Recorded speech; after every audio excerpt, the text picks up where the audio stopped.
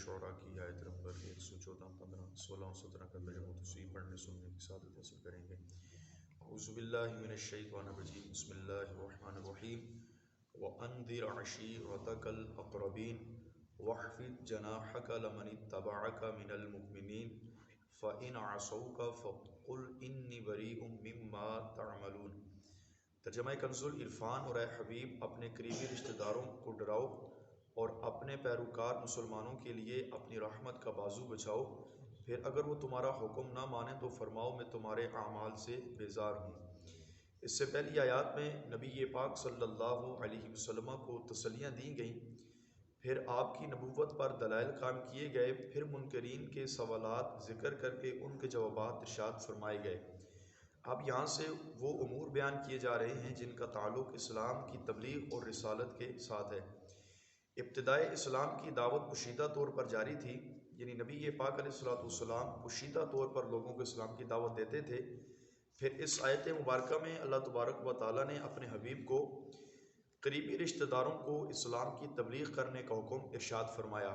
یہ دعوت اسلام کا دوسرا جو ہے وہ مرحلہ تھا۔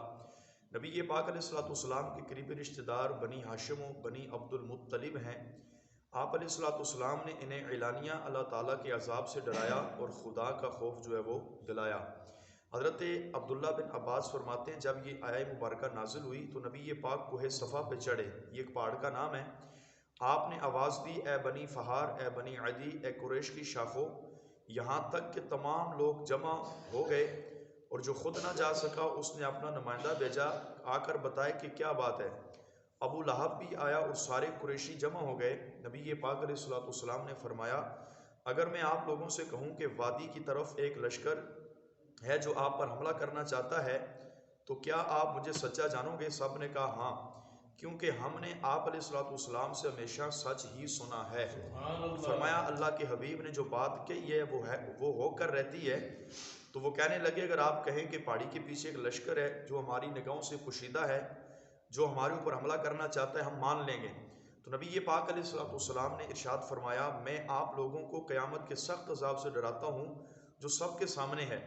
یہ سن کر ابو لہب بکواس کرتے ہوئے کہنے لگا، کیا ہمیں اسی لیے جمع کیا تھا؟ اس وقت یہ آیہ مبارکہ نازل ہوئی جس کے اندر ابو لہب کی شدید طور پر مذمت بیان کی گئی۔ تبت یدا ابی لہب وتب ما اغنی عنہ مالہ وما کسب، کہ ابو لہب کے دونوں ہاتھ تباہ ہو جائیں اور تباہ ہی ہو گیا، اس کا مال اور اس کی کمائی سب کچھ اس کے کام جو ہے وہ نہ آئی۔ تو یہ نبی پاک علیہ السلام کی شدید ترین گستاخی کی بنا پر اللہ تبارک و تعالیٰ نے خود اعلان کر دیا، فرمایا ابو لہب کے دونوں ہاتھ تباہ ہو جائیں، اور فرمایا وہ تباہ ہی ہو گیا۔ وَاخْفِضْ جَنَاحَكَ، اور اپنی رحمت کا بازو بچھاؤ۔ اس آیت اور بعد والی آیت کریمہ کا خلاصہ یہ ہے کہ حبیب اپنی قوم کو ڈر سنائیں، اس کے بعد جو لوگ صدق و اخلاص کے ساتھ آپ کی ذات پر ایمان لائیں، خواہ وہ آپ کے رشتہ دار ہوں یا نہ ہوں، ان پر آپ علیہ السلام لطف و کرم فرمائیں۔ جو لوگ آپ کا حکم نہ مانیں، آپ ان سے ان کے اعمال کی بیزاری کا اظہار فرمائیں کہ اللہ تبارک و تعالیٰ پر ایمان نہ لا کر اس کے باوجود تم جو غلط اعمال کرو، تو فرمایا وہ تمہارے اور تمہارے رب کا معاملہ ہے۔ تو فرمایا آپ علیہ السلام ان کے اعمال سے بیزار ہو جائیں۔ وَتَوَكَّلْ عَلَى اللَّهِ الْعَزِيزِ الرَّحِيمِ، اور اس پر بھروسہ کرو جو عزت والا اور رحم فرمانے والا ہے۔ اس آیت مبارکہ کے اندر اللہ تعالیٰ نے اپنے حبیب کو مزید تسلی دی ہے۔ ارشاد فرمایا، اے حبیب اپنے رب کی ذات پر توکل کرتے ہوئے ان مشرکین کو آپ اسلام کی دعوت دیں، پھر اگر یہ مانے یا نہ مانے وہ ان کا اپنا معاملہ ہے۔ توکل کا معنی ہے آدمی اپنا کام اس کے سپرد کر دے جو اس کام کا مالک ہے اور اسے نفع و نقصان پہنچانے پر قادر ہے، یعنی کوئی کام انسان کرے اور اس کا نتیجہ جو ہے وہ اللہ تعالیٰ کی ذات پر چھوڑ دے، تو اس کو توکل کہتے ہیں۔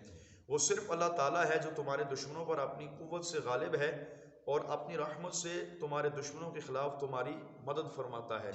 اللہ رب العالمین کی بارگاہ میں دعا ہے اللہ پاک ہم سب کو اپنی ذات پر حقیقی معنوں میں توکل نصیب فرمائے، آمین بجاہ النبی الکریم صلی اللہ تعالیٰ علیہ وآلہ وسلم۔